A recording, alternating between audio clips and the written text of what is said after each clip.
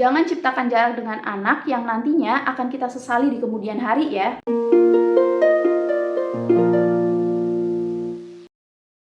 Halo semuanya, welcome back to my channel. Today I want to share with you 2 tips ampuh yang akan membuat anak mau nurut atau lebih mudah diarahkan oleh kita.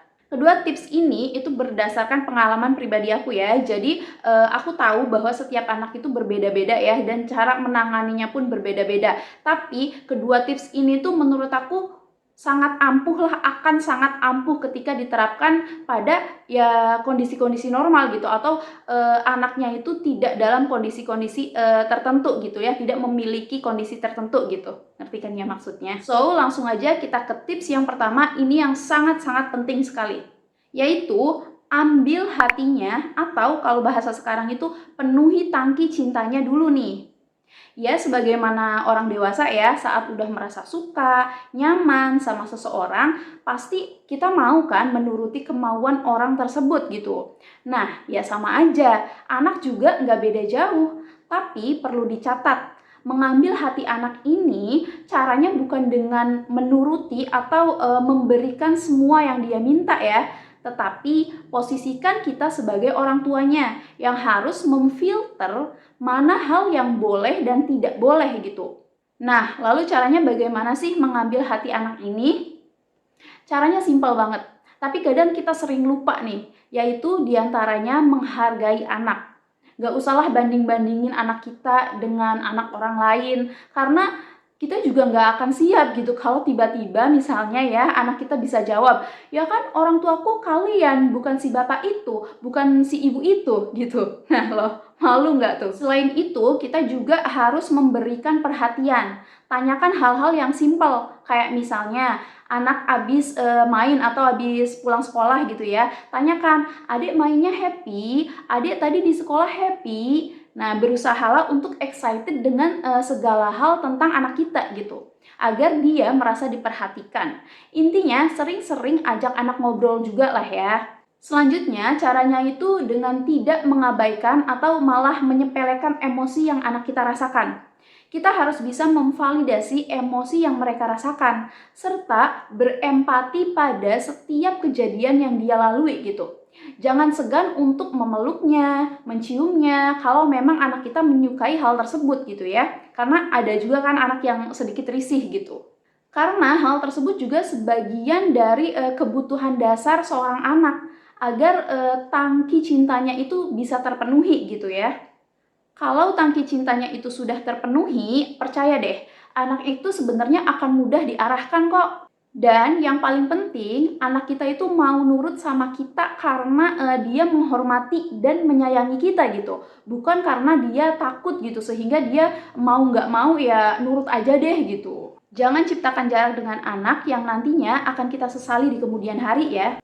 Anyway, aku tekankan sekali lagi ya, jadi aku menyebutkan hal-hal tersebut itu bukan sebatas teori ya, aku sudah membuktikannya sendiri gitu loh pada anak aku. Jadi dari yang aku amati nih, kalau anak aku itu berulah atau tiba-tiba merajuk nggak jelas, padahal dari awalnya itu nggak ada apa-apa, itu alasannya yang paling sering adalah aku terlalu sibuk melakukan hal lain gitu. Kayak contohnya aku sibuk misalnya main handphone, jadi aku jawabnya tuh cuma iya-iya aja gitu ketika dia ngomong.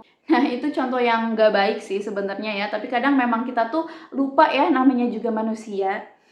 Oh iya, satu yang perlu diingat juga nih, di saat kita memenuhi tangki cinta untuk anak kita, usahakan juga kita dalam kondisi yang memang sedang penuh cinta gitu loh. Karena saat mood kita atau mental kita tidak baik-baik saja, anak itu seperti mengerti topeng kita gitu, dan anak seperti bisa menangkap energi negatif kita gitu loh. That's why sangat disarankan seorang ibu itu harus bahagia, mau dia bekerja ataupun full time mom, yang penting dia bahagia. Karena nggak ada juga penelitian yang menunjukkan kalau misalnya anak dari seorang orang tua ya yang di rumah aja gitu, baik ayah ataupun ibunya ya, akan lebih sukses dibandingkan dengan anak dari orang tua yang keduanya itu misalnya bekerja gitu. Nggak ada juga penelitian tersebut. Selanjutnya yang kedua, jangan sering-sering melarang anak. Maksudnya di sini melarang yang langsung bilang kayak jangan, no no no gitu, atau enggak boleh gitu loh ya. Kita harus tetap melarang anak jika memang hal tersebut itu ya tidak baik gitu. Karena anak-anak itu kan atau toddler lah ya, belum tahu gitu mana yang boleh dan tidak boleh dilakukan. Mereka perlu arahan dari kita gitu. Jadi nggak boleh dibiarin gitu aja, misalnya mereka melakukan hal buruk ya udahlah namanya anak-anak gitu. Ya nggak gitu juga, kita harus tetap mengarahkan mereka. Hanya saja cara kita melarang itu perlu diperhatikan jika mau anak kita menurut atau gampang dikondisikan lah ya. Jadi misal nih, anak mau manjat-manjat yang berpotensi bahaya. Nah, instead of kita bilang jangan naik-naik deh, atau kadang bahkan ada yang sambil meneriaki anaknya kan, kayak jangan gitu, nggak boleh gitu ya. Nah, lebih baik kita bilangnya gini, Dek, hati-hti ya, kalau jatuh nanti adik sakit loh, bahaya itu. Yuk kita turun aja main mewarnai di sini. Nah gitu. Atau bisa tawarkan apapun lah ya sebagai alternatif dari memanjat tadi gitu. Usahakan ketika kita melarang sesuatu, itu kita punya solusi atau alternatif lain yang bisa anak kita lakukan gitu. Atau yang bisa anak kita dapatkan ya, jika anaknya itu misalnya menginginkan sesuatu yang tidak boleh. Oke, itulah tadi tips singkat dari aku. Semoga bermanfaat ya. Thank you so much for watching. Jangan lupa like, comment, dan subscribe channel ini biar aku makin semangat lagi bikin videonya. Bye!